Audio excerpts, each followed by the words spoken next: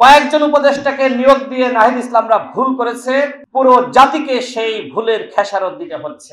আমরা জুলাইয়ের সাথে গাদ্দারি করি নাই, বরং এই উপদেষ্টা পরিষদে কতিপয় ব্যক্তিকে নিয়োগ দিয়ে নাহিদ ইসলামরা জুলাইয়ের সঠিক ব্যবহার করে নাই। সংশয় এবং সন্দেহ আছে, আসলে কি নির্বাচন হবে? এই সরকার বিদেশপ্রেমী সরকার, বিদেশের প্রতি তাদের মায়া, বিদেশের প্রতি তাদের ভালোবাসা। এর কারণটা কি? তারা বিদেশের কাজে মনোযোগ দিয়েছে। অন্তর্বর্তীকালীন সরকার এবং যাদেরকে নিয়ে উপদেষ্টা পরিষদ গঠিত হয়েছে তারা কোনোভাবেই দেশ চালাতে পারবে না, কারণ তাদের রাজনৈতিক প্রজ্ঞার ঘাটতি রয়েছে। দেখেন, আমরা যে কথা আজ থেকে 13-14 মাস আগে বলেছিলাম, সাবেক উপদেষ্টা এনসিপির বর্তমান আহ্বায়ক নাহিদ ইসলাম তিনি একই কথা বলছেন। তিনি বলছেন গণ অভ্যুত্থানের পর কয়েকজন উপদেষ্টার উপর আস্থা রাখা ভুল হয়েছে।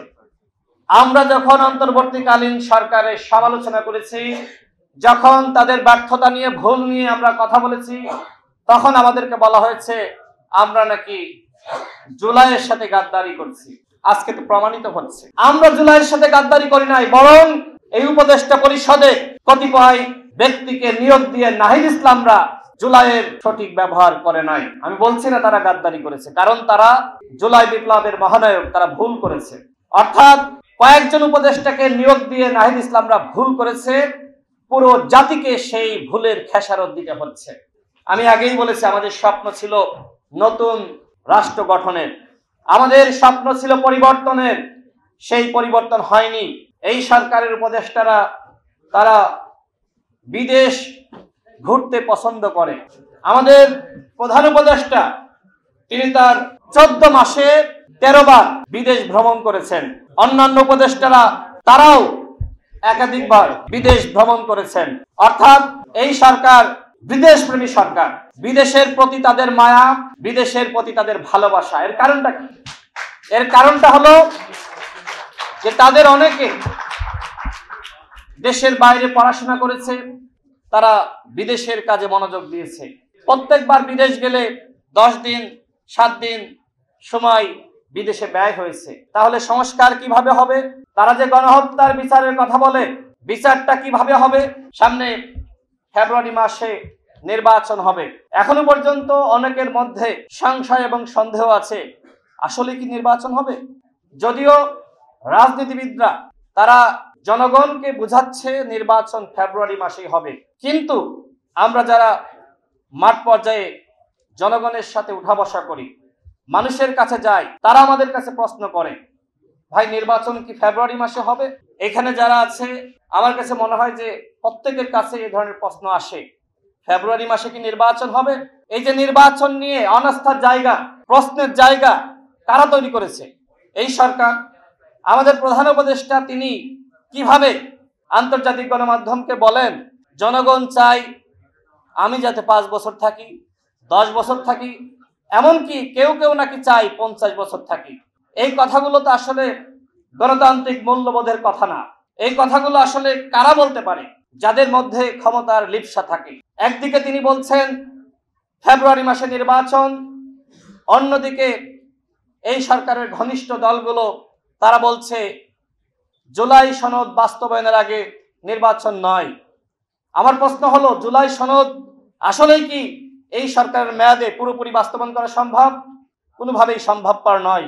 সুতরাং শুধুমাত্র আবেগ তাড়িত হয়ে কথা বললে হবে না। যতগুলো সংস্কার এই সরকারের আমলে বাস্তবায়ন করা সম্ভব সেগুলো অধ্যাদেশের মাধ্যমে বাস্তবায়ন করতে হবে। আর যেগুলো বাস্তবায়ন করা সম্ভবপর নয়, আগামীতে যেই সরকারে আসুক না কেন তার উপর দায়িত্ব থাকবে, তিনি বাধ্য থাকবেন সেই সংস্কারগুলো বাস্তবায়ন করার, সেই ধরনের বন্দোবস্ত তৈরি করা, জুলাই সনদের আইনগত ভিত্তি দেওয়া, সেটি এই সরকারের দায়িত্ব। সংগ্রামী সাথী ও বন্ধুগণ, আপনাদের কাছে আমার প্রশ্ন, যারা বলছে যে জুলাই সনদ পুরোপুরি বাস্তবায়ন, বর্তমানে অন্তর্বর্তীকালীন সরকার দায়িত্বে রয়েছে, এই সরকারকে ভেঙে দিয়ে নতুন ভাবে তত্ত্বাবধায়ক সরকার গঠন করা সম্ভব? আমাদের ভিতরে যে বিভাজন, অনৈক্য, এখন কে হবে তত্ত্বাবধায়ক সরকারের প্রধান, কে হবে উপদেষ্টা, এই বিষয়ে কি বিএনপি, জামাত, গণ অধিকার পরিষদ, এনসিপি বা অন্যান্য দল আমরা যারা রয়েছি আমরা একমতে আসতে পারবো? কোনোভাবেই সম্ভবপর নয়। সুতরাং জুলাই সনদের পুরোপুরি বাস্তবায়ন অন্তর্বর্তীকালীন সরকারের আমলে সম্ভবপর নয়। আগামীতে যে সরকারে আসবে তাকে অনেক দায়িত্ব নিতে হবে। আমরা লক্ষ্য করছি যে আমাদের ভিতরে অনাস্থা, মূলত এই অনাস্থার কারণেই আজকে নানান ধরনের মন্তব্য, বক্তব্য, আলোচনা, সমালোচনা। আমাদের দল গণ অধিকার পরিষদ মনে করে সংস্কার, বিচার এবং নির্বাচনের কার্যক্রম সরকারকে সমান গুরুত্ব দিয়ে এগিয়ে নিতে হবে। কিন্তু এই যে সরকার 14 মাসে শুধুমাত্র সংস্কার এবং বিচারের ট্যাবলেট আমাদেরকে খাওয়ালো, এর অর্জনটা কি? সংস্কার কতটুকু হয়েছে? দৃশ্যমান সংস্কার আমরা লক্ষ্য করছি না। সংস্কারের নামে আমরা দেখছি আওয়ামী লীগের পুনর্বাসন। এই সচিবালয় থেকে কয়েকজন আওয়ামী সুবিধাভোগী সেই সচিবদেরকে সরানো হয়েছে। 14 সালে, 18 সালে, 24 সালে যে সকল ডিসিরা, এসপিরা, আওয়ামীপন্থী আমলারা, কামলারা হাসিনাকে ক্ষমতায় রাখার জন্য চেষ্টা করেছিল, কাজ করেছে, তাদের কয়জনকে বিচারের মুখোমুখি করা হয়েছে? সরকার বলছে যে রাজনৈতিক দলগুলোর অসহযোগিতার কারণে আমরা এই কাজগুলো করতে পারি নাই। উপদেষ্টা মাহফুজ আলম তিনি স্পষ্ট করেছেন সচিবালয়, পুলিশ, প্রশাসন, দপ্তর, সেক্টর সব নাকি বিএনপি এবং জামাত ভাগাভাগি করে নিয়েছে। জনগণ কি তাদেরকে এখানে বসিয়েছিল এই ভাগাভাগি দেখার জন্য? একজন উপদেষ্টা এই কথা বলার আগে তার পদত্যাগ করা দরকার ছিল। জনগণের ভাগ নিশ্চিত করার জন্য তারা সেখানে দায়িত্ব নিয়েছে। কিন্তু আজকে 14 মাস পরে এসে দলগুলোর উপরে দায় চাপিয়ে তারা আজকে পার পেতে চায়। জনগণ কি তাদেরকে ক্ষমা করবে? আজকে বিচারের এবং সংস্কারের ট্যাবলেট খাওয়ালেন, আর এখন এসে আপনি বিএনপি জামাতের উপর দায় দিচ্ছেন। How funny! আপনাদেরকে দায় নিতে হবে। যতগুলো ভুল করার আপনারা করেছেন, এই উপদেষ্টা পরিষদে যারা উপদেষ্টা হয়েছে, এই উপদেষ্টাদেরকে আপনারা বসিয়েছেন। সাংবাদিক ভাইয়েরা, আপনারা নিশ্চয়ই ভুলে যাননি, ওই সময় বৈষম্য বিরোধী ছাত্র আন্দোলনের নেতারা তারা 5 সদস্যের একটি লিয়াজো কমিটি গঠন করেছিল এবং সেই লিয়াজো কমিটির সদস্যরা কেউ উপদেষ্টা হয়েছে, কেউ এনসিপির নেতা হয়েছে। তারা বর্তমান এই সরকারের যারা উপদেষ্টা রয়েছে তাদেরকে ভাই বানিয়ে নিয়ে এই পদে নিয়োগ দিয়েছে। তার মানে এই এনসিপির নেতারা এবং বৈষম্য বিরোধী ছাত্র আন্দোলনের নেতারা তারা এই উপদেষ্টাদের নিয়োগকর্তা। সুতরাং নাহিদ ইসলাম যে কথা বলছেন যে কিছু উপদেষ্টার উপরে আস্থা রেখে আমাদের ভুল হয়েছে, ভুলটা আপনারা করেছেন।